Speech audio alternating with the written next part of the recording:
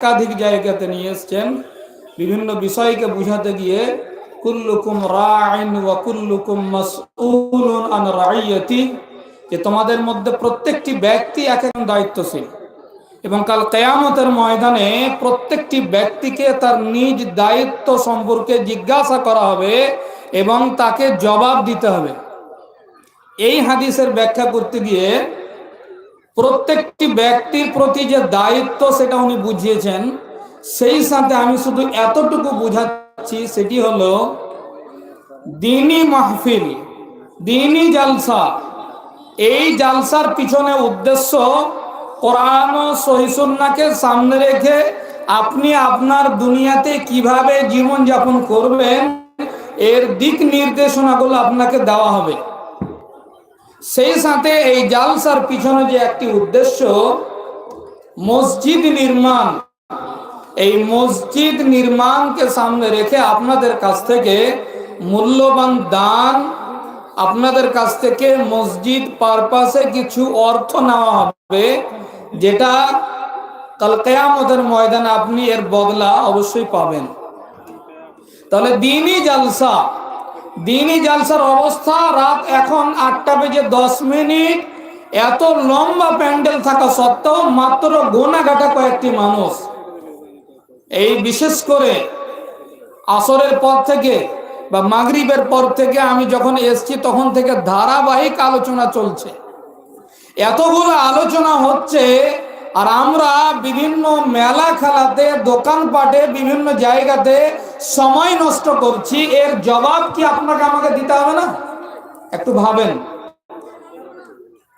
কাল কিয়ামতের ময়দানে আজকে এই জালসা পরিচালনার পিছনে যারাই সম্পর্ক রেখেছে, যারাই যোগদান করেছে, আপনাকে আমাকে সকলকে কাল কিয়ামতের ময়দানে আল্লাহ রাব্বুল আলামিনের কাঠগড়ায় দাঁড়িয়ে হিসাব দিতে হবে।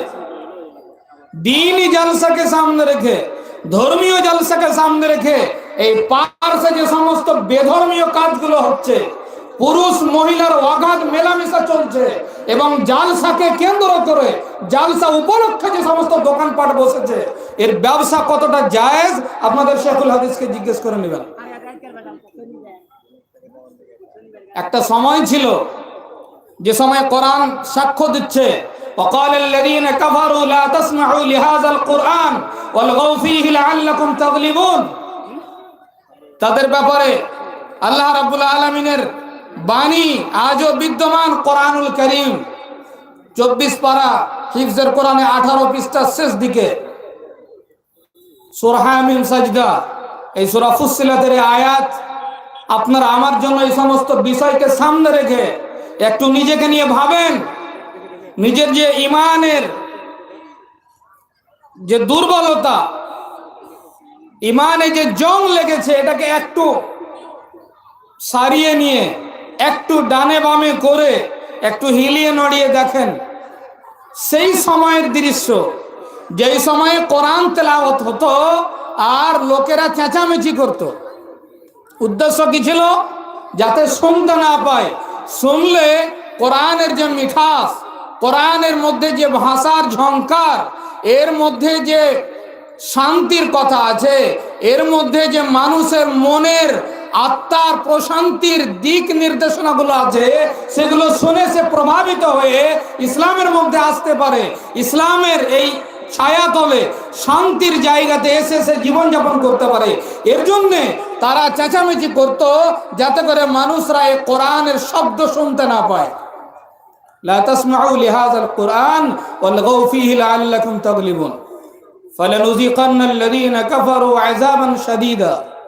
এদের জন্য আল্লাহ রাব্বুল আলামিন কঠিন শাস্তির ঘোষণা করেছেন, যারা কোরআনকে অস্বীকার করেছে এবং কোরআনের সাথে যারা এই ধরনের ব্যবহার করেছে। একটু ভাবেন, আপনার আমার সমাজে জালসাকে কেন্দ্র করে বড় দুঃখের সাথে বলছি, ওলামায়ে কেরাম হয়তো এটা ভাববেন না যে জালসা বিরোধী। আমিও মসজিদ মাদ্রাসার সাথে জড়িত, জালসা করি, জালসায় যাই, কিন্তু এর মানে এই নয় যে চোখ মুজে সবকেই পার করে দেব। এভাবে করব কতদিন?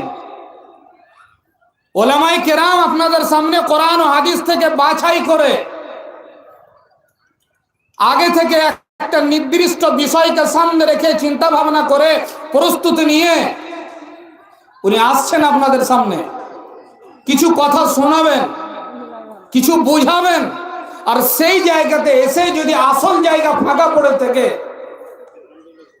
পুরুষ মহিলার অবৈধ মিলামিশা হয়, দোকানপাটে মানুষ কেনাকাটায় ব্যস্ত হয়, তাইলে জন্য দায়ী কে? আমরা সকলে সমাজের সাথে যারা জড়িত আছি, কাল কিয়ামতের ময়দানে আল্লাহ রাব্বুল আলামিন এটাও জিজ্ঞেস করবেন যে জালসা ইসলামী সভা এটাকে সাজানোর পিছনে আরো সাইডে যেভাবে এই মেলা খেলা দোকানপাট কেনা বেচা চলেছে,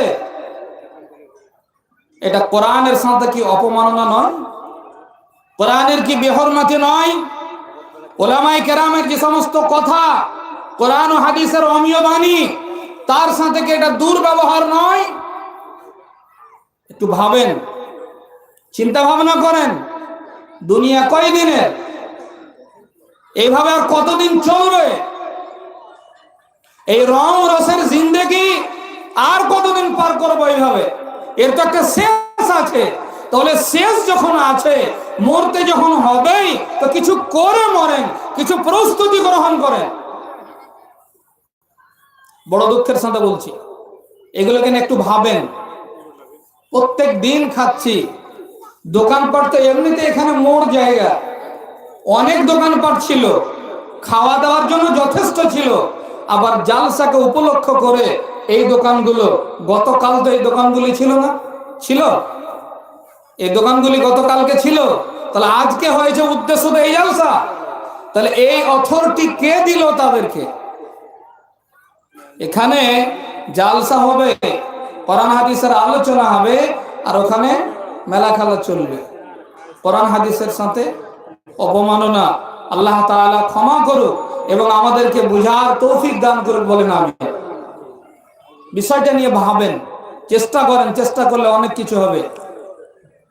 আমাদের চেষ্টা নেই, अगर हिम्मत करे फिर क्या नहीं इंसान के बस में, अगर हिम्मत करे फिर क्या नहीं इंसान के बस में, ये है कम हिम्मती जो बेबसी मालूम होती है।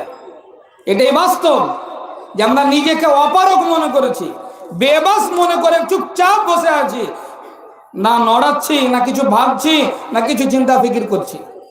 হিম্মত করেন, প্রস্তুতি গ্রহণ করেন। আপনি দিনের পথে একজন বীর মুজাহিদের মতো বিপ্লবী সৈনিক হিসাবে কাজ করবেন, ইনশাআল্লাহ তাআলা আল্লাহ তাআলার পক্ষ থেকে সাহায্য নেমে আসবে। একটু ভাবতে হবে, একটু প্রস্তুতি গ্রহণ করতে হবে, চেষ্টা করতে হবে, ইনশাআল্লাহ আল্লাহ তাআলা রাস্তা বের করবেন। আপনাদের সামনে আয়াত পড়েছি সূরা তাহা, একটি আয়াত, আরো একটি জায়গা থেকে সূরাতুল মুমিনুনের 1 থেকে নিয়ে 11 নম্বর আয়াত পর্যন্ত পড়েছি। আজকে জালসা মসজিদের উন্নতি গল্পে। বড় দুঃখের সাথে বলতে হচ্ছে, মসজিদের উন্নতি মানে আমরা এটাই বুঝি মসজিদের মিনার তৈরি করতে হবে, মসজিদের গম্বুজ বানাতে হবে, মসজিদ রং করতে হবে, টাইলস মার্বেল বসাতে হবে। কিন্তু আসলে মসজিদের মূল উন্নতি এটা নয়। মসজিদের রূহ যেটা, আত্মা যেটা, সেটা হচ্ছে সেই নামের সাথে তার কাজের মিল। মসজিদ অর্থাৎ সিজদার গা, সিজদার জায়গা। এই সিজদার জায়গার সাথে আপনার আমার সম্পর্ক হতে হবে। এটাই হচ্ছে মসজিদের মৌলিক উন্নতি, যেটা আজকে আপনাদের আমাদের মধ্যে নেই। আমি দান করব, জালসার জন্য সময় দিব, সবই কিছু করব, কিন্তু এই কপালটাকে সেই জায়গাতে গিয়ে নত করব না, এই কপালটাকে সেই জায়গাতে নিয়ে গিয়ে আমি হাজিরি দিব না। আল্লাহ তাআলার সামনে দাঁড়িয়ে আল্লাহ তাআলার সাথে বান্দার যে সম্পর্ক, সেই সম্পর্কের জায়গাতে আমরা যেতে রাজি নই, বাকি সব কিছু করব।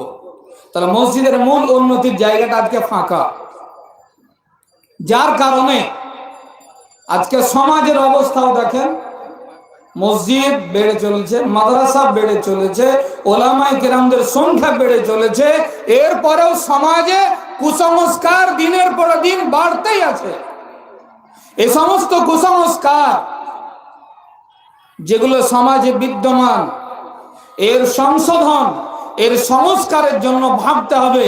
আর সর্বোপরিভাবে সকলকেই ভাবতে হবে। আল্লাহ তাআলা যাকে যেমন বিদ্যা বুদ্ধি দিয়েছেন, চিন্তা ভাবনা দিয়েছেন, সকলে মিলে যদি আমরা ভাবি, ওলামায়ে দ্বীন, বুদ্ধিমান, সমাজের কর্ণধার, ইনশাআল্লাহুল আজিজ আস্তে আস্তে একসঙ্গে না হলেও, তাড়াতাড়ি না হলেও ইনশাআল্লাহ তাআলা হবে। সমাজ থেকে কুসংস্কার দূরীভূত হবে, সংস্কারমূলক সমাজ তৈরি হবে যদি আমরা চেষ্টা করি। মসজিদের মৌলিক উন্নতি, একজন ব্যক্তি ইমানদার মুমিন ব্যক্তি, তার মধ্যে কতগুলো বৈশিষ্ট্য থাকতে হবে। একজন মুমিন যে আল্লাহ তাআলাকে বিশ্বাস করেছে, আল্লাযীনা ইউমিনুনা বিল গায়ব ওয়া ইয়ুকিমুনাস সালাহ ওয়া মিম্মা রাযাকনাহুম ইউনফিকুন। একজন ব্যক্তি যে আল্লাহ তাআলাকে না দেখে বিশ্বাস করেছে, গায়বের প্রতি বিশ্বাস করেছে, অদৃশ্যের প্রতি বিশ্বাস করেছে, ওয়া ইয়ুকিমুনাস সালাহ, সালাত কায়েম করেছে, ওয়া ইউতুজ যাকাত, যাকাত প্রদান করেছে। তাহলে মুমিন যিনি হবেন তার প্রথম গুণ ঈমান আনার পরে পরে, আল্লাহ তাআলাকে বিশ্বাস করার পরে পরে সালাত। আর সেই সালাত প্রতিষ্ঠিত করার জন্য আজকের এই জালসা, আজকের এই দিনী সভা। আপনার আমার সালাতের অবস্থাটা কেমন? আপনি আমি সালাত কেমন ভাবে পড়ি? আপনার আমার মধ্যে সালাতের অবস্থাটা কি? একটু ভাবেন। মসজিদে যাই, সালাত দোয়া, সালাত চাওয়া পাওয়া, একটা মাধ্যম আল্লাহ তাআলার সাথে সম্পর্ক, যেখানে আমি তাকবীরে তাহরিমা থেকে নিয়ে সালাম পর্যন্ত আল্লাহ তাআলার সাথে কথা বলি। এমন ভাবে কথা বলি যেই কথাটা শুধুমাত্র আল্লাহ তাআলার সাথে বান্দার সরাসরি সম্পর্ক হয়, যেখানে অন্য কোনো আড় বা বাধা থাকে না। আরো গুরুত্ব দেন কথাটার প্রতি। আমি আমার মনের মধ্যে যা কিছু চাওয়া পাওয়া আল্লাহ তাআলাকে বলছি, আর এমন ভাবে বলছি যে আমার দোষ ত্রুটি ভুল ভ্রান্তি যা কিছু চাওয়া পাওয়া আমি স্বয়ং আল্লাহ রাব্বুল আলামিনের কাছে চাইছি। আর এমন ভাবে চাইছি যে মানুষ যখন দুইজন বন্ধু কানে কানে কথা বলে, পার্শ্বে কোনো একজন ব্যক্তি থাকলে সে বুঝতে পারে না, শুনতে পায় না, ঠিক সেই রূপ আমি আল্লাহ তাআলার সামনে দাঁড়িয়ে মসজিদে মুসাল্লাতে ওই কথাটাই বলছি। আল্লাহ রাসূল সাল্লাল্লাহু আলাইহি ওয়াসাল্লাম বলছেন, ইন্নাল মুসাল্লি ইয়াতানাজা রাব্বাহু, মুসাল্লি নামাজি ব্যক্তি সালাতরত অবস্থায় তার রবের সাথে, তার প্রতিপালকের সাথে কানাফুসুরি করে, কানে কানে কথা বলে, মনে মনে কথা বলে। ওই কথা বলা, ওই সম্পর্ক গড়ার কাজ, মাধ্যম হচ্ছে সালাত, নামাজ। ইমানদার ব্যক্তি আল্লাহর প্রতি ঈমান এনেছে, ঈমান আনার পরে পরে কোন মুসলিমের প্রতি, কোন মুমিনের প্রতি সব থেকে আগে যে কাজের দায়িত্ব তার উপরে অর্পণ হয় সেটা হচ্ছে সালাত। যে সালাতকে প্রতিষ্ঠিত করার জন্য, সেই সালাতকে প্রতিষ্ঠিত করবে যেই জায়গাতে, সেই জায়গাকে নির্মাণ করার জন্য আজকের এই জলসা, মসজিদের উন্নতি কল্পে জলসা। মসজিদ কেমন ভাবে বানাবেন, বক্তব্য শুনবেন যখন হয়তো কালেকশন হবে সেই সময়। মসজিদ বানালে লাভ কি সেটাও শুনবেন, না বানালে ক্ষতি কি সেটাও শুনবেন। আমি যেটা বুঝাতে চাইছি সেটা হচ্ছে মসজিদের সাথে আপনার সম্পর্ক। মসজিদটা কেন বানাবেন, মসজিদ বানিয়ে আপনি কি করবেন, মসজিদের সাথে আপনার সম্পর্ক, আপনার জোড়, আপনার তাল্লুকাত কেমন হবে, এই দিকটা আল্লাহ রাব্বুল আলামিন বলছেন, ক্বাদ আফলাহাল মুমিনুন, নিশ্চয় পরিত্রাণ পেয়েছে, লাভবান হয়েছে তারা যারা ঈমান এনেছে। ক্বাদ আফলাহাল মুমিনুন, যারা ঈমান এনেছে তারা ফালাহ পেয়েছে, তারা উত্তীর্ণ হয়েছে। উত্তীর্ণ হওয়া, কামিয়াব হওয়া, ফালাহ পাওয়া, এছাড়াও জাহান্নামের আগুন থেকে পরিত্রাণ পাওয়া, জান্নাতে যাওয়ার জন্য রাস্তা তৈরি হওয়ার একটা বড় থেকে বড় মাধ্যম, সেটা হচ্ছে সালাত।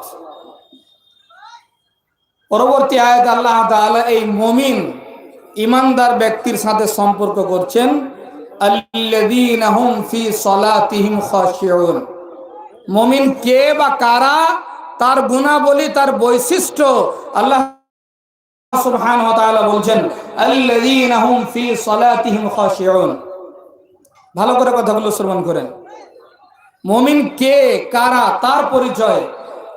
মুমিন সেই ব্যক্তি যে ব্যক্তি তার নিজের সালাতের প্রতি যত্নবান, নিজের সালাত আদায় করে খুশু খুজুর সাথে, লিল্লাহিয়াতের সাথে, খুলুস ও লিল্লাহিয়াত, আল্লাহ তাআলার নৈকট্য লাভের উদ্দেশ্যে আল্লাহ তাআলাকে ভয় করে, আল্লাহ তাআলার বিধানের সামনে নিজেকে সারেন্ডার করে। ফালাহ শব্দ ব্যবহার হয়েছে। ফালাহ শব্দের মানে হচ্ছে পরিত্রাণ পাওয়া, চিড়া কাটা। চাষিকে আরবিতে বলা হয় ফাল্লাহ। চাষি যারা জমিতে ফসল ফলায়, বিভিন্ন রকম মেহনত করে, তাদেরকে বলা হয় ফাল্লাহ। চাষি কি করে জমিতে ফসল ফলায়? জমিকে কেটে নাঙল দিয়ে চাষ করে বিভিন্ন রকম ভাবে ওই জমিকে কেটে তাকে সেই জায়গাতে দানা রোপণ করে সে চাষ করে, সেখান থেকে গাছ পৌধা তৈরি হয়, তারপরে আস্তে আস্তে বড় হয়, একটা নির্দিষ্ট সময়ের মধ্যে সেখানে ফল হয়, ফসল হয়, সেটাকে নিয়ে আবার গোলা ভর্তি করে। একটা চাষি যেমন জমিতে ফসল ফলানোর জন্য মেহনত করে, তো মুমিন ইমানদার ব্যক্তি তার ঈমানকে বাঁচিয়ে রাখার জন্য, তার ঈমানকে মজবুত করার জন্য ঠিক সেই রূপ মেহনত করবে। এই জন্য তাকে বলা হয়েছে কাদ আফলাহাল মুমিনুন। ফালাহ পেয়ে গেছে, পরিত্রাণ পেয়ে গেছে, কামিয়াব হয়ে গেছে কে? যে ইমানদার ব্যক্তি, যে ঈমান এনেছে। তাহলে ঈমানটা শুধু নামে নয়, ঈমানের সাথে কাজ জড়িত আছে, অনেকগুলো বৈশিষ্ট্য জড়িত আছে। তার একটি হচ্ছে সালাত আদায় করা। সালাত বিহীন ঈমান থাকতে পারে না। যদিও বিষয়টা মতবিরোধী, যদিও মাসলাতে ইখতিলাফ আছে, কিন্তু অধিকাংশ উলামা, বিশেষ করে পুরো ওয়ার্ল্ডের মধ্যে যারা চিহ্নিত উলামায়ে কেরাম এবং মুফতিয়ান ইজাম, তাদের কথা অনুসারে ইসলাম এবং ঈমান ওই ব্যক্তির মধ্যে থাকতে পারে না যে সালাত আদায় করে না।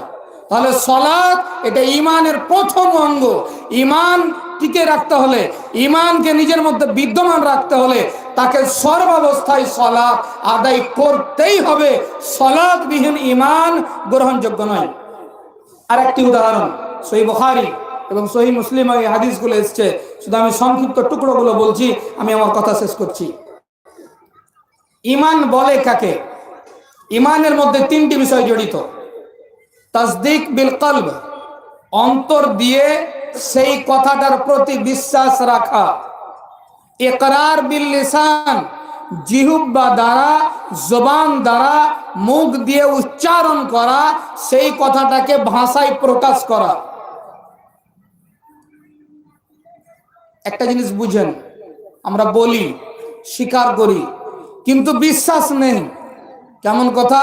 বিশ্বাস যদি থাকতো, তাহলে জাহান্নামের ভয় যদি থাকতো, জান্নাতে যাওয়ার লোভ লালসা যদি আপনার আমার মধ্যে থাকতো, অবশ্যই আমরা সালাত আদায় করতাম, মসজিদে গিয়ে হাজিরি দিতাম।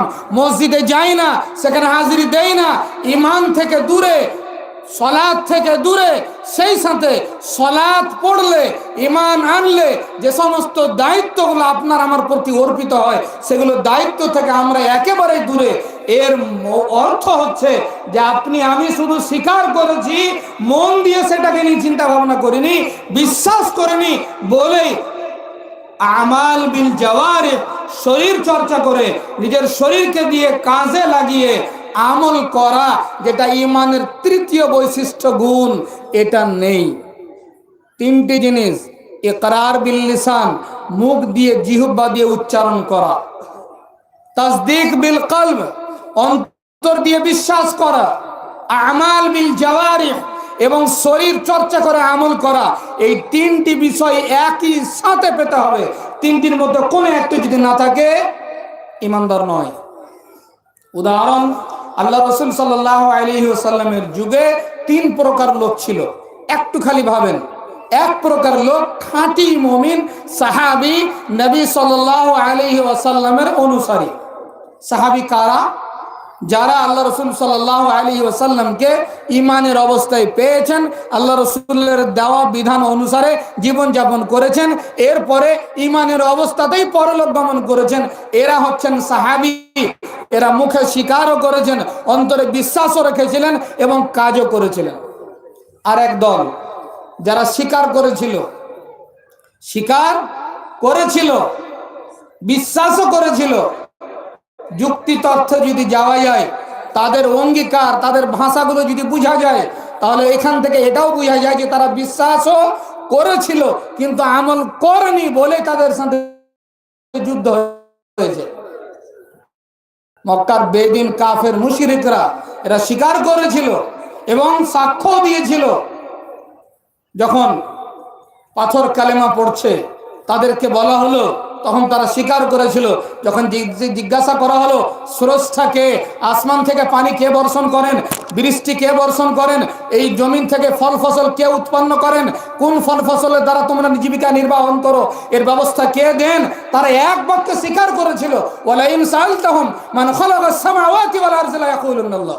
এই সূরারই ভিতর দিকে 4 নম্বর 5 নম্বর রুকুতে আল্লাহ তাআলা বর্ণনা করেছেন। যদি জিজ্ঞাসা করা হয় তাহলে তারা এক বাক্যে অবশ্যই বলবে যে আল্লাহ। তাহলে তারা স্বীকার করেছিল, বিশ্বাসও করেছিল, কিন্তু আমল করেনি, সালাত আদায় করেনি, যাকাত দেয়নি, আর ইসলামের বিভিন্ন বিষয়ের প্রতি তারা আমল করেনি বলে তাদের সাথে যুদ্ধ হয়েছিল। আর এক দল ছিল আব্দুল্লাহ বিন উবাই বিন সুলুল এবং তার জামাত। এরা পাগড়ি বেঁধে লম্বা জামা পড়ে মসজিদে আল্লাহ রসুল সাল্লাল্লাহু আলাইহি সাল্লামের পিছনে সালাত আদায় করেছে, নামাজ পড়েছে, স্বীকারও করেছিল, কিন্তু অন্তরে বিশ্বাস ছিল না। যার জন্য আল্লাহ তাআলা এদের ঘটনা বর্ণনা করেছেন 5 পারা শেষ পৃষ্ঠাতে, মুযাবযাবিনা বাইনা যালিক লা ইলাহা উলাই ওয়া লা ইলাহা উলা। এরা না ওই দলে না এই দলে। যখন যেদিকে স্বার্থ থেকে যে গনিমতের মাল বন্টন হচ্ছে, তখন ইমানদারদের সাথে হাজির। যুদ্ধের ময়দানে গিয়ে জানমাল খরচ হবে, সেই জায়গা থেকে পিঠ পিছে পালিয়ে এলো, এখান থেকে দূরে সরে গেল। এদেরকে বলা হয়েছে মুনাফিক। আপনার আমার অবস্থাটা, আপনার আমার সংখ্যাটা কোন দলে? আপনার আমার মধ্যে না ঈমান বিশ্বাস আছে, না কর্ম আছে, না স্বীকার আছে, কোনটা আছে আর কোনটা নেই একটু ভেবে দেখে নেন। আপনি আপনার নিজের স্থান ঠাঁই ঠিক জায়গাতে পেয়ে যাবেন, আপনি নিজেই বুঝে যাবেন যে আপনি কোন জায়গাতে। তাহলে ঈমানদার হতে হলে, ঈমান আপনার মধ্যে নিয়ে আসতে হলে আপনাকে এই কাজগুলো করতে হবে, যে কাজগুলোর কথা, যে কাজগুলোর সাথে ঈমানের সম্পর্ক, বৈশিষ্ট্য আল্লাহ রাব্বুল আলামিন জুড়ে দিয়েছেন। قد أفلح المؤمنون الذين هم في صلاتهم خاشعون। সালাত আদায় করতে হবে খুশু খুশুর সাথে। খুশু খুশুর দুটো রূপ, খুবই সংক্ষিপ্ত করে বলছি। একটা হচ্ছে বাহ্যিক, একটা হচ্ছে অভ্যন্তরিক। বাহ্যিক বলতে সালাত আদায় করছেন, জামা কাপড় লেবাস পোশাক পরে আছেন, চুল আছে, দাড়ি আছে, আরো কিছু আছে, তো বারবার ঝাড়াঝাড়ি করবেন না, জামা কাপড় বেশি দেখা দেখি করবেন না, সিজদার জায়গাতে তাকাবেন, ডানে বামে দেখবেন না, আগে দিকে দেখবেন না। এটা হচ্ছে তার বাহ্যিক। অভ্যন্তরিক, আপনি কার সামনে দাঁড়িয়ে আছেন, কার সাথে কথা বলছেন, কি কারণে দাঁড়িয়েছেন, এই খুশু আল্লাহ তাআলার ভয়, আল্লাহ তাআলার খুশনুদি, এই বিষয়গুলো আপনার সালাতের মধ্যে থাকবে। এটা হচ্ছে অভ্যন্তরিক বিষয়, যেটা সালাতের মধ্যে রাখতে হবে। দুই দিক দিয়ে খুশু, বাহ্যিক দিক দিয়েও এবং অভ্যন্তরিক দিক দিয়েও আপনার সালাতের মধ্যে এই দুই ধরনের খুশু বৈশিষ্ট্য আপনার সালাতে বিদ্যমান থাকতে হবে। ওয়াল্লাযীনা হুম আনিল লাগবি মুরিজুন। সালাত যখন আপনি আদায় করবেন, তো সালাত আদায় করলে আপনি লঘু কাজ থেকে, শরীয়ত বহির্ভূত কাজ থেকে, অসার ক্রিয়াকলাপ থেকে আপনি নিজেকে দূরে সরিয়ে রাখবেন। সলাতের মধ্যে একটা পাওয়ার আছে, ইন্না সলাতা তানহা আনিল ফাহশাই ওয়াল মুনকার। যে ব্যক্তি সলাত আদায় করবে, সলাত তাকে ওয়াসার কার্যকলাপ থেকে, বেহায়াপনা, নিকৃষ্ট এবং খারাপ মন্দ কাজ থেকে বিরত রাখবে। জি, আপনি যখন ঈমানদার হবেন, আপনি ঈমানের সাথে আপনার সম্পর্ককে মজবুত করবেন, তখন আপনাকে ওয়াসার ক্রিয়াকলাপ থেকে, বেহায়াপনা, নির্লজ্জতা, যে সমস্ত কাজ, এই কাজগুলো থেকে নিজেকে দূরে সরিয়ে রাখতে হবে। ওয়াল্লাযীনা হুম লিয-যাকাতি ফাইলুন, এবং আপনাকে যাকাত আদায় করতে হবে। যাকাতের প্রতি, যাকাত দানে সক্রিয় হতে হবে, ফাইলুন হতে হবে। যাকাত আদায় করার কাজটা আপনার মধ্যে বিদ্যমান থাকতে হবে। যাকাত বিভিন্ন রকম জিনিস। যাকাত মালধন, টাকা পয়সার। যাকাত জমির ক্ষেত খামারের ফসলের। যাকাত ফরজ হয়, আবার অনেক সময় নফল হিসাবে হয়। ফরজ যাকাত যেটা বাৎসরিক, ফরজ যাকাত যেটা জমির ফসলের, তার একটা নির্দিষ্ট পরিমাণ আছে। 7.5 কুইন্টাল যদি জমিতে ফসল হয়, পাকা ফসল, কাঁচা ফসল নয়, যে ফসলগুলো কিছুদিন রেখে দেওয়া যায়, কাঁচা পেঁয়াজ নয়, কাঁচা রসুন নয়, যেগুলো ওই ধরনের পাকা ফসল, যে ফসলগুলো বছরের পরে বছর রেখে দেওয়া যাবে, সেই ফসলের নির্দিষ্ট পরিমাণ 7.5 কুইন্টাল যদি হয়, তাহলে আপনাকে 10 ভাগের 1 ভাগ, যেটাকে আমরা উশরু বলি, 10 ভাগের 1 ভাগ আপনাকে যাকাত দিতে হবে। অর্থ যদি থাকে, তাহলে চাঁদির যে পরিমাণ, চাঁদির পরিমাণ 595 গ্রাম, এই 595 গ্রাম চাঁদি বর্তমান হিসাবে, আগেকার হিসাবে 52.5 ভরি চাঁদি যদি থেকে থাকে, তাহলে আপনাকে যাকাত দিতে হবে। 7.5 ভরি সোনা, 85 গ্রাম যদি সোনা থেকে থাকে, তাহলে যাকাত দিতে হবে। সোনা নেই, চাঁদি নেই, টাকা পয়সা আছে, তো চাঁদির যে মূল্য হয় 52.5 ভরির 595 গ্রাম চাঁদির দাম, এই দাম এর মূল্য যদি আপনার কাছে থাকে, সেই টাকাটা যদি 1 বছর আপনার কাছে থেকে যায়, তাহলে 1 বছর যখনই পার হবে আপনাকে যাকাত দিতে হবে। এগুলো হচ্ছে ফরজ। এছাড়াও নফল যাকাত আপনি আজকে মসজিদের জালসায় দিবেন, আরও বিভিন্ন জায়গাতে দিবেন, মিসকিন ফকিরকে দান খায়রাত করবেন, কোনো অভাবী ব্যক্তিকে, কোনো অসহায় ব্যক্তিকে, কোনো দরিদ্রকে, কেউ অসুখে পড়েছে, কেউ কোনো বিপদে পড়েছে, তখন তাকে দিবেন। এগুলো হচ্ছে নফল যাকাত। এই যাকাতের প্রতি আপনাকে সক্রিয় হতে হবে। একজন ঈমানদার, তার বৈশিষ্ট্য হচ্ছে সে যাকাত আদায় করবে। ওয়াল্লাযীনা হুম লিফুরুজিহিম হাফিজুন, আরেকটি বৈশিষ্ট্য, যারা ঈমানদার ব্যক্তি হবে, তারা তার লজ্জা স্থানের হেফাজত করবে। লজ্জা স্থানের হেফাজত, তার যৌন অঙ্গকে সংযত রাখবে। কিভাবে সংযত রাখবে, তার ব্যাখ্যা আল্লাহ তাআলা স্বয়ং করেছেন, ইল্লা আলা আজওয়াজিহিম আও মা মালাকাত আইমানুহুম ফাইন্নাহুম গায়রু মালুমিন। লজ্জায় স্থান, যৌনাঙ্গকে মাত্র 2টি জায়গাতে ব্যবহার করবে। একজন পুরুষ তার যৌনাঙ্গকে মাত্র 2টি জায়গাতে ব্যবহার করবে, এটা তার জন্য জায়েজ এবং হালাল। তার একটি হচ্ছে তার স্ত্রী, দ্বিতীয় হচ্ছে দাসী, যেটা সিস্টেম এখন আর নেই, যেটা আগে ছিল। তবে যদি আবার সেই যুগ ফিরে আসে, দাসী হিসাবে নিজের বাড়িতে কোনো মহিলাকে কিনে রাখা যায়, তাহলে তার সাথে স্ত্রীর মতো সঙ্গম করা যাবে, মিলামিশা করা যাবে। তাহলে একজন পুরুষ মাত্র 2 জায়গাতে তার লজ্জা স্থানকে, তার যৌন অঙ্গকে ব্যবহার করবে, তার স্ত্রীর কাছে এবং তার দাসীর কাছে।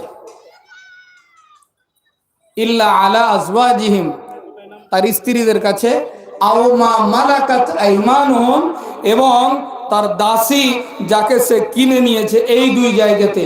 এই 2 জায়গা ছাড়া তৃতীয় কোনো জায়গাতে সে ব্যবহার করবে না। আল্লাহ তাআলা এটাই বলছেন, ফাইন্নাহুম গায়রু মালুমিন। যদি এটা করে, তাহলে তারা নিন্দনীয় হবে, লজ্জিত হবে, অপমানিত হবে। দুনিয়াতে তাদের জন্য সাজা অপেক্ষা করছে, পরকালে আল্লাহ তাআলার সামনে হিসাব আছে। যদি এই 2 জায়গা থেকে, 2 জায়গাতে ব্যবহার করে আর অন্য জায়গা থেকে হেফাজত রাখে, তাহলে সেই ব্যক্তি হচ্ছে মুমিন, ঈমানদার। সেই ব্যক্তির মধ্যে ঈমান আছে বিদ্যমান, এটা তার আমল পরিচয় দিবে। ফামানি বাতাগা ওয়ারা যালিকা, এই 2 জায়গা ছাড়া অন্য কোনো জায়গা যদি সে খুঁজে, অন্য কোনো জায়গা তার কামনা বাসনার মধ্যে আসে, ফাউলাইকা হুমুল আদুন, তাহলে আল্লাহ রাব্বুল আলামিন বলছেন এরা হচ্ছে সীমা লঙ্ঘনকারী, আল্লাহ তাআলার অবাধ্য ব্যক্তি। এই দুই জায়গা ছাড়া অন্য কোনো জায়গা কামনা করা যাবে না, অন্য কোনো জায়গার ব্যাপারে চিন্তা ভাবনা মনের মধ্যে নিয়ে আসা যাবে না, অন্য কোনো জায়গাতে এই যৌন ক্ষমতাকে ব্যবহার করা যাবে না, এই যৌনাঙ্গের ব্যবহার অন্য কোনো তৃতীয় জায়গাতে করা যাবে না। এটা হচ্ছে মুমিন ব্যক্তির একটা বৈশিষ্ট্য। আল্লাহ তাআলা বলছেন ওয়াল্লাযীনা হুম লিআমানাতিহিম ওয়া আহদিহিম রাউন। পরের বৈশিষ্ট্য, তার কাছে আমানত রাখা হয়েছে। আমানত দুই ধরনের হয়, কথাবার্তার আমানত হয় এবং টাকা পয়সার আমানত হয়। আমরা টাকা পয়সার আমানতটা খুব সহজে বুঝি, কিন্তু কথাবার্তার আমানতটা অতটা বুঝি না। কেমন কথাবার্তার আমানত? আপনার সাথে কারো কোনো কথা হয়েছে, আর সেই কথাটা আপনার সাথে হয়েছে, আপনাকে বলা হয়েছে ভাই এটা কাউকে বলিও না। বিশেষ করে মহিলাদের মধ্যে এই জিনিসটা আছে যে মহিলাদের পেটের মধ্যে কথা কিন্তু হজম হয় না। সে কোনো কথা যদি তাকে বলা হয় এই কথাটা বলিও না, তো সে ওই কথাটা আগে বলবে। মহিলাদের এটা বৈশিষ্ট্য। মা বোন যারা আছেন এই কথাটা একটু ভাবেন। ওয়াল্লাযীনা হুম লিআমানাতিহিম ওয়া আহদিহিম রাউন। আপনার সাথে যে ওয়াদা অঙ্গীকার করা হয়েছে, আপনাকে যে আমানত দেওয়া হয়েছে, আপনার কাছে যে আমানত গোপনে রাখা হয়েছে, সেই আমানতটাকে আপনাকে সেইভাবেই ব্যবহার করতে হবে, তার প্রতি আপনাকে প্রতিষ্ঠিত হতে হবে। সেই আমানতের খেয়ানত করা যাবে না। সেই আমানত যেটা রাখা হয়েছে কথার অথবা মালধন টাকা পয়সার, তার সেই জায়গা ছাড়া অন্য কোনো জায়গাতে প্রকাশ করা যাবে না, বলা যাবে না, তাকে ছাড়া অন্য কাউকে দেওয়া যাবে না, এবং সেটাকে সেইভাবে ব্যবহার আপনাকে করতে হবে। এখানে সাধারণভাবে আমানত, আমানতটা একটু আপনারা আমরা বুঝি। আপনার সাথে কারো কোনো বন্ধুতালি আছে, কোনো রাজ, কোনো তার গোপন কথা আছে, যে কথাটা আপনাকে বলা হলো আর আপনাকে বুঝিয়ে দেওয়া হলো এই কথাটা কাউকে বলবেন না, তো সেই কথাটা আপনি লুকিয়ে রাখবেন, চেপে রাখবেন, কাউকে বলবেন না। অপরদিকে আপনি কাউকে কোনো মালধন টাকা পয়সা রাখতে দিয়েছেন, তাহলে সেই জায়গাতে যখন আপনি মালধন টাকা পয়সা রাখতে দিয়েছেন, তো সেই মালধন টাকা পয়সাটা আপনি তাকে ছাড়া অন্য কাউকে আর দিবেন না, তার জন্য নির্দিষ্ট কোনো জায়গাতে রেখে দিবেন। যদি খরচের প্রয়োজন পড়ে তাহলে তার কাছ থেকে অনুমতি নেবেন। দেওয়ার সময় হয়তো তাকে জিজ্ঞাসা করে নেবেন যে আমি আমার প্রয়োজনে এটা ব্যবহার করতে পারি কি না, অথবা যদি কোনো বিপদে পড়েন তাহলে তার কাছে অনুমতি নিয়ে আপনি সেটা ব্যবহার করবেন। অন্যথায় তাকে না জানিয়ে আপনি স্যার মালধন টাকা পয়সা খরচ করবেন না, বা তার দেওয়া যে কথা আপনার কাছে রাখা আছে গোপনে, সেই কথাটা আপনি কারোর সামনে প্রকাশ করবেন না। সেখানে আরো একটা জিনিস হয় আহাদ, যেটা চুক্তি। আপনার সাথে কোনো বিষয়ে কারো চুক্তি হয়েছে, তো এই চুক্তিটা ভঙ্গ করা, এটাও করা যাবে না। একটা আমানত আলাদা জিনিস, চুক্তি কোনো কথার প্রতি চুক্তি হয়েছে, ওয়াদা যেটা করা হয়, একটা সরাসরি ওয়াদা যেটা মৌখিকভাবে হয়, মুখে মুখে কথার মাধ্যমে হয়, একটা মুমিন ব্যক্তি যেটা কথা বলবে সেটাই তার একটা ওয়াদা। সেই সাথে নির্দিষ্টভাবে একটা চুক্তি হয়েছে কোনো কথা এবং কোনো বিষয়কে কেন্দ্র করে, তখন আপনাকে তার প্রতি অটল থাকতে হবে, তার ডানে বামে হওয়া যাবে না। ওয়াল্লাযীনা হুম আলা সালাওয়াতিহিম ইউহাফিজুন। আল্লাহ তাআলা প্রথমে বলেছেন সালাতের খুশু-খুশুর কথা, আবার শেষে 9 নম্বর আয়াতে জান্নাতে যাওয়ার কথা বলবেন, তার আগে আবার ওই সালাতের কথাটা বললেন। সালাতের প্রতি যত্নবান হওয়া, সালাতকে ঠিক মতো পড়া, যথাযথভাবে আদায় করা। আপনার আমার সালাতটা কেমন? মসজিদে ঢুকলাম আর বের হলাম, আমি কি বললাম আমি নিজেই জানি না, আর আমার হিসাব কিতাব ঠিক হলো কি হলো না ওটা সম্পূর্ণ ইমামের ঘাড়ে চাপিয়ে দিলাম। 2 মিনিট সময় বেশি লেগে গেলে, সামনে আসছে রমজান মাস, তারাবি। এই এলাকার মধ্যে যেই মসজিদে সব থেকে আগে তারাবি শেষ হয়, যেখানে সব থেকে বেশি স্পিরিটে তারাবির নামাজ পড়ানো হয়, সেই জায়গাতে যুবকদের ভিড় হবে। আর আপোষে আলোচনা হবে, ওখানে কত মিনিটে শেষ হয়েছে, এখানে কত মিনিটে শেষ হয়েছে, ওই জায়গাতেই যেতে হবে। কেন? ক্যারাম বোর্ড খেলা ছুটবে, চায়ের দোকানে বসে আড্ডাবাজি ছুটবে, আরো যত রকম যুবকদের বিভিন্ন জায়গাতে সময় নষ্ট করার যে একটা ব্যবস্থাপনা, ওই সমস্ত জায়গাতে তাকে যেতে হবে, হাজির দিতে হবে। তার জন্য কোনো রকম ভাবে মসজিদে গিয়ে তারাবির নামাজটা পড়বে। আবার কোনোদিন যদি ক্রিকেট ম্যাচ শুরু হয়ে যায়, সেদিন তো নামাজ মাফি হয়ে যায়। তারাবি তো দূরে থাক, ফরজ নামাজও মাফ হয়ে যায়। জি, ওয়াল্লাযীনা হুম আলা সালাওয়াতিহিম ইউহাফিজুন, নিজেদের সালাতের প্রতি, নামাজের প্রতি যত্নবান হতে হবে, তার হেফাজত করতে হবে। যত্নবান হওয়া সময়ের দিক দিয়ে, যত্নবান হওয়া সালাতের খুশুখুজুর দিক দিয়ে, যত্নবান হওয়া, নামাজ পড়বেন নামাজের সাথে ধীর স্থিরতা বজায় রেখে নামাজ পড়বেন, দোয়া মুখস্থ করে, দোয়াগুলোর অর্থ বুঝে, কোন জায়গাতে কি বলতে হবে, কার সামনে দাঁড়িয়ে আছেন, কি বলছেন, এই পুরো চিত্রটা আপনার ব্রেনে থাকবে একজন ব্যক্তির। আল্লাহ রাসূল সাল্লাল্লাহু আলাইহি ওয়াসাল্লাম নামাজি ব্যক্তি, ইবাদতকারী কিভাবে ইবাদত করবে, নামাজ কিভাবে করবে, তার একটা চিত্র তুলে ধরেছেন। আল্লাহ রাসূল সাল্লাল্লাহু আলাইহি ওয়াসাল্লামকে জিবরিল আলাইহিস সালাতু ওয়াসাল্লাম যখন জিজ্ঞাসা করলেন যে আপনি আমাকে ইহসান সম্পর্কে বলেন, হাদিসে জিবরিল সহিহ মুসলিম, আল্লাহ রাসূল সাল্লাল্লাহু আলাইহি ওয়াসাল্লামকে জিজ্ঞাসা করা হলো যে আপনি আমাকে ইহসান সম্পর্কে কিছু বলেন, ইহসান কি জিনিস, আখবিরনি আনিল ইহসান। আল্লাহ রাসূল সাল্লাল্লাহু আলাইহি ওয়াসাল্লাম বলছেন আনতা আবুদাল্লাহ, তুমি ইবাদত করো ওই মতো, কান্নাকা তারাহু, যে তুমি আল্লাহ তাআলাকে দেখতে পাচ্ছ। ফাইন লাম তাকুন তারাহু, যদি তুমি আল্লাহ তাআলাকে দেখতে পাচ্ছ, এই ভাবনাটা তোমার মধ্যে না আসে, এটা না হয়, এটা তোমার দ্বারা সম্ভব না হয় যে আমি আল্লাহ তাআলাকে দেখছি, তাহলে অন্ততপক্ষে এটা মনে করো ফাইন্নাহু ইয়ারাক, আল্লাহ রাব্বুল আলামিন অবশ্যই তোমাকে দেখছেন। খুবই সহজ। সিসিটিভি ক্যামেরার আওতাতে আছেন, পাকুড়ে গেছেন বা কোনো জায়গাতে গেছেন, ব্যাংকে লেখা আছে আপনি সিসিটিভি ক্যামেরার আওতায় দাঁড়িয়ে আছেন, সেখানে খুবই সংযত হয়ে এদিক ওদিক বেশি তাকাতাকি করা যাবে না, বেশি কিছু ভাবা যাবে না। বেশি কিছু এদিক ওদিক করলে সিকিউরিটি হয়তো ধরে নিয়ে যাবে, বা যে হয়তো ওই সিসিটিভি ক্যামেরা চেক করছেন সে হয়তো আপনাকে পাকড়াও করবে। যার জন্য আপনি খুবই সংযত হয়ে সেখানে দাঁড়ান, সেখানকার ম্যানেজারের সাথে, ওখানকার কর্মীদের সাথে কথা বলেন। আপনি যেই জায়গাতে দাঁড়িয়েছেন মসজিদে মুসাল্লায়, কার সামনে দাঁড়িয়েছেন, কার সামনে দাঁড়িয়েছেন একটু ভাবেন। আলাইসাল্লাহু বিআহকামিল হাকিমিন, সব থেকে বড় বিচারকের বিচারক তার সামনে দাঁড়িয়ে আছেন। মহান স্রষ্টা আল্লাহ রাব্বুল আলামিনের সামনে দাঁড়িয়ে আছেন, যার সামনে কাল কিয়ামতের ময়দানে আপনাকে আমাকে দাঁড়িয়ে হিসাব দিতে হবে, তার সামনে দাঁড়িয়ে আছেন। আল্লাহ তাআলার কি পাওয়ার, আল্লাহ তাআলার কি শক্তি।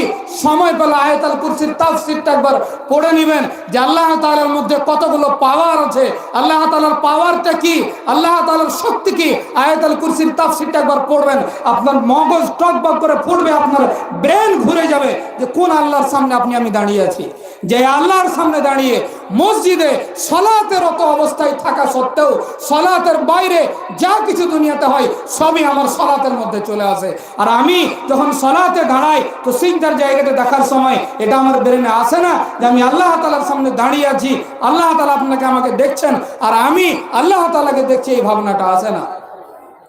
যদি এইভাবে আমরা সালাত আদায় করতে পারি তো আল্লাহ তাআলা ওয়ারিসের কথা বলেছেন, উত্তরাধিকারী হবে এরা, উলাইকা হুমুল ওয়ারিসুন। এরা এই সমস্ত বৈশিষ্ট্য 1 থেকে 9 পর্যন্ত যে আয়াতগুলো আপনাদের সামনে আলোচনা করা হলো, এই আয়াতগুলোর মধ্যে যে সমস্ত বৈশিষ্ট্য গুণাবলী নিয়ে আলোচনা করা হয়েছে, এই গুণ ওই বৈশিষ্ট্য যার মধ্যে থাকবে তারা হবে উত্তরাধিকারী। কথাকার কার উত্তরাধিকারী? আল্লাযীনা ইয়ারিসুনাল ফিরদাউস হুম ফিহা খালিদুন, জান্নাতুল ফিরদাউসের অধিকারী। তাদের ওয়াদা আল্লাহ তাআলা তাদের সাথে করেছেন এই জান্নাতুল ফিরদাউসের, যেখানে তারা প্রবেশ করবে আর বের হবে না। একটু ভাবেন, আপনার আমার সালাত, আপনার আমার জীবনযাপন, আপনার আমার কালচার, আপনার আমার সমাজ, আপনার আমার দুনিয়াবী জীবন, সচেতন হন, নিজের জীবনটাকে নিয়ে একটু ভাবেন, তৈরি হন বহু কিছু করলাম, অনেক সময় পেলাম, অনেক সময় নষ্ট করলাম। এই সময়টা যাতে করে আমাদের কাজে লাগে। আমি সলাতরত অবস্থায় আল্লাহ তাআলার সাথে কথা বলছি, কি কথা বলছি এটা আপনাকে আমাকে জানতে হবে। এখন যদি কোনো একজন ব্যক্তি এখানে আসেন আর সেক্রেটারি, জালসার সেক্রেটারি বা সভাপতি বা শেখদের সাথে কথা বলেন, তো আপনাকে মেপে কথা বলতে হবে। এখানকার এমএলএ যদি আপনার সামনে চলে আসে, কথা বলার সুযোগ পাওয়া যায়, তাহলে কথা মেপে খুব ভেবে বুঝে বলতে হবে। ভাষা ঠিক হতে হবে, কোন কথাটা কোথায় বলবেন সব কিছু ঠিক হতে হবে। আবার অনেক সময় তো আমরা নিজে না বলে কাউকে বলি, আপনি একটু বলেন, আমার পক্ষ থেকে আবেদনটা রাখেন। আপনি সেই জায়গাতে আল্লাহ তাআলার সাথে কথা বলছেন, আর আপনাকে সংযত হতে হবে না, আপনাকে ভাষার ব্যাপারে জ্ঞান অর্জন করতে হবে না। আপনি কি বলছেন এটা আপনি ভাববেন না। আল্লাহুম্মা বাইত বাইনি থেকে শুরু করে একবারে কি বললেন না বললেন আপনি কিছুই বুঝলেন না, কিছুই ভাবলেন না, আর বলে চলে আসসালামু আলাইকুম ওয়া রাহমাতুল্লাহ বেরিয়ে গেলেন। তসবিহ গুনছে তো মনে হচ্ছে কম্পিউটারের সুইচ দাবাচ্ছে, শুধু সু উচ্চারণ হচ্ছে। একটু ভাবেন। আপনাদের সামনে একটা আয়াত পড়েছিলাম, আয়াতটা বলে আমি আমার বক্তব্য শেষ করছি। আল্লাহ তাআলা মুসা আলাইহিস সালাতু ওয়াস সালামকে বলছেন ইবাদত কিভাবে করবেন, কার সাথে কথা বলছেন, ভাবনাটা কেমন হবে, শুধু এই আয়াতটা একটু লক্ষ্য করেন। আল্লাহ তাআলা বলছেন ওমা তিলকা বিয়ামিনিকা ইয়া মুসা, হে মুসা তোমার হাতে কি? মুসা আলাইহিস সালাতু ওয়াস সালাম বলছেন হিয়া আসয়, এটা একটা লাঠি, এটা আমার একটা লাঠি। আতাওয়াক্কাউ আলাইহা, এর উপরে আমি ভর দিই। ওয়া আহুশু বিহা আলা গানামি, আর আমার যে ছাগল বকরি আছে এর জন্য আমি গাছ থেকে পাতা পেড়ে খাওয়াই। ওয়ালিয়া ফিহা মাআরিব উখরা, এই ধরনের আরো অন্যান্য কাজ আমি এই লাঠির সাহায্যে নিই। আল্লাহ তাআলা প্রশ্ন ছিল মাত্র একটা কথা ছোট্ট করে, তোমার হাতে কি? মুসা আলাইহিস সালাতু ওয়াস সালাম যদি বলে দিতেন যে এটা আমার হাতে লাঠি, শুধু এতটাই বলে ক্ষান্ত হতেন, চুপ করে যেতেন, তাহলে উত্তর কিন্তু হয়ে গেছিল। এরপরে মুসা আলাইহিস সালাতু ওয়াস সালাম কথাটা বাড়িয়ে যাচ্ছেন, আরো কয়েকটি কথা বলছেন। মুফাসসিরিন এই আয়াতটাকে সামনে রেখে একটা কথা বলেছেন, যেটাকে নিয়ে আপনি আমি একটু ভাবি, একটু মাথায় লোড করে এখান থেকে যাই, যে আমার কথা কার সাথে হচ্ছে? আল্লাহ তাআলার সাথে, আহকামুল হাকিমিনের সাথে। আর আল্লাহ তাআলার সাথে কথা হচ্ছে, আর আমি কথাটা বাড়াবো না। যেই সম্পর্ক পেয়েছি সম্পর্কটাকে এত তাড়াতাড়ি ছিন্ন করব, এটা হয় কি করে? এটা একটু ভাবেন। মুসা আলাইহিস সালাতু ওয়াস সালাম আল্লাহ তাআলার সাথে কথা বলতে গিয়ে মনের মধ্যে যে শান্তি পাচ্ছিলেন, যে প্রশান্তি অনুভব করছিলেন, যে সুকুন ও ইতমিনান ছিল, ওই সুকুন ও ইতমিনানের সময়টাকে দীর্ঘায়ু করার জন্য, লম্বা করার জন্য কথাটা বাড়াচ্ছেন, লম্বা করছেন। আর আপনারা আমার নামাজটা যত সংক্ষেপে হবে, যত সহজে হবে, ইমাম সাহেব যত ছোট তেলাওয়াত করবেন, যত কম সময় নিয়ে রুকু সিজদা করবেন, তত ভালো। আল্লাহ তাআলা আপনাকে আমাকে ভালোভাবে সালাত আদায় করার এবং ঈমানদারদের বৈশিষ্ট্য যেগুলো, সেগুলোকে নিজের জীবনের মধ্যে বাস্তবায়ন করার তৌফিক দান করেন। আমিন। তাকাব্বাল ইয়া রাব্বাল আলামিন। আকুলু কওলি হাযা ওয়া আস্তাগফিরুল্লাহ লি ওয়া লাকুম ওয়া লিসাইরিল মুসলিমিনা ফাস্তাগফিরু ইন্নাহু হুয়াল গফুরুর রহিম। আসসালামু আলাইকুম ওয়া রাহমাতুল্লাহি ওয়া বারাকাতুহু।